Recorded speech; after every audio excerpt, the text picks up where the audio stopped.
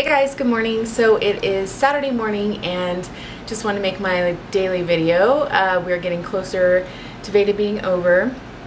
So this is going to be a topic about Overeaters Anonymous, and you guys know that I've talked about that program on and off for a while, and I've been going actively since June of 2013. So OA has 12 steps and 12 traditions, and someone had asked a question about one of the traditions, so I just wanted to take a moment and answer that. So for the traditions, tradition 11 says, our public relations policy is based on attraction rather than promotion. We need always maintain personal anonymity at the level of press, radio, films, television, and other public media of communication. Now this book was written in 1993.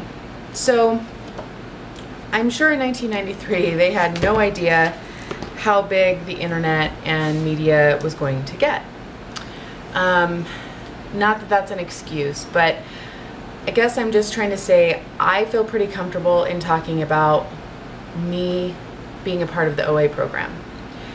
Anonymity is very important to me. I would never say I go to OA with so-and-so and she said this. I mean, something like that I would absolutely never do. But the first part of that tradition is attraction rather than promotion. I'm not here promoting OA. I'm here sharing my experience, strength, and hope to an audience that I think is reaching out. I mean, I've had so many people ask me how I'm doing so well, and it's because of this program, amongst other things, but that's a big part of it. So I feel like if I pretended it wasn't, I would be maybe holding something back or being secretive almost, and I just want to be honest. So I don't go out there and preach OA, but I also don't hide it. I talk about how it has affected me. You know, I don't know if that's the right thing or the wrong thing to do. I've read many books that are not necessarily OA approved, where the author states they were a part of the OA program or they back the OA program, and it helps them with their patients. So again, not to make an excuse or to point fingers like she did it, so can I. I am comfortable with how I'm sharing my journey, and I'm not ashamed that I'm in the OA program. I feel like it would be the same if someone was in Alcoholics Anonymous and was open about it. So I talk to you guys like I talk to people in my real life, and I'm open about it in real life too. So, you know, I don't know. I'm sure people are going to disagree with that. I'm sure that people are going to want to debate about that. I don't know that I really want to debate about it. It's what I'm doing. So I'm going to continue to talk about anything that I find helpful in my recovery. So, but thank you. I believe her name was Jenny that asked, and I appreciate you giving me the opportunity to answer it. So someone also, and I can't remember the name, excuse me, I don't have my laptop right in front of me, but someone also asked what books that I read for my program in OA. So I have my stack here. The first one is the magazine called Lifeline, and I believe it comes once every month or once every other month, but it just has like just stories, like one page stories, and yeah, it's really great. It's really easy to keep in your purse and just refer back to. The next book is the 12 Steps and 12 Traditions of Overeaters Anonymous. Now mine was an original version, so I've lost the dust jacket. I purchased most of my OA books at used bookstores. So there's a more updated version of this, although this is a great base. So if you only have the opportunity to get this book, do it if you're interested. So I'll insert a picture here of the most updated version.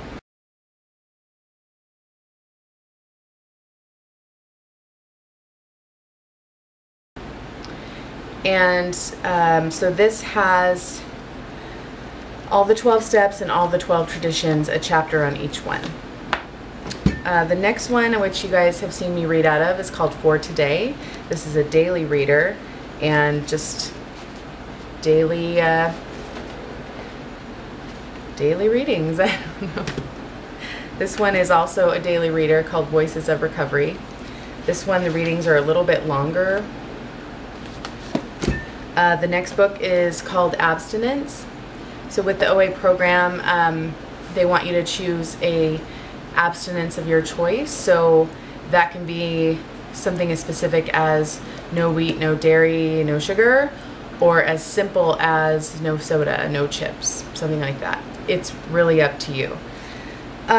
So these are just people's stories. I mean, most of them are a page or a page and a half of how they remain abstinent or how they come back to abstinence if they, you know, kind of go off their meal plan.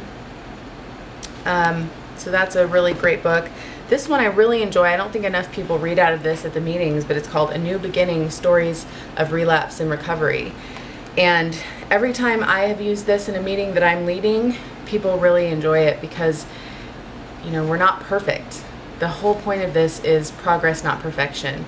And so reading these shows each of us that when we do fall off the wagon, it's not forever. You know, we can just get right back on and continue to be successful. So this is a really great one. The last one I have is a workbook. And I got it, let's see, I started filling it out at one point. I think it was late last year. All right, maybe not. I think I have a second workbook too. There was a workbook that's got a white cover that's the For Today workbook. I think that's the one that I actually was working out of. With workbooks, I mean, I'm a book nerd, and I like my books to be nice and clean, and so it's really rare that I highlight or mark them up. So this one I think I wanted to just keep clean and just journal my answers, because, you know, something that I answer today, if I answer it next year at this time, might be completely different.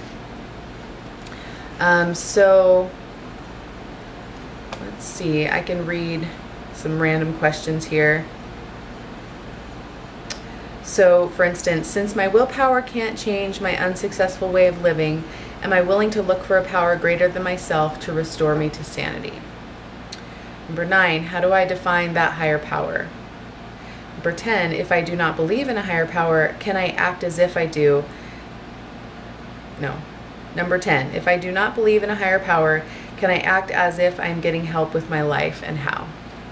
So that's just like a, you know, it's based on the steps. So each chapter, so the first chapter would be questions around step 1 and questions around step 2. So anyway, those are my OA books. And again, I encourage you to go to used bookstores because they have them there and they're really inexpensive. And yeah, I'm going to leave it at that. I hope you guys are doing great. Again, I'm just going out for the day, and yeah, I will see you tomorrow. Bye.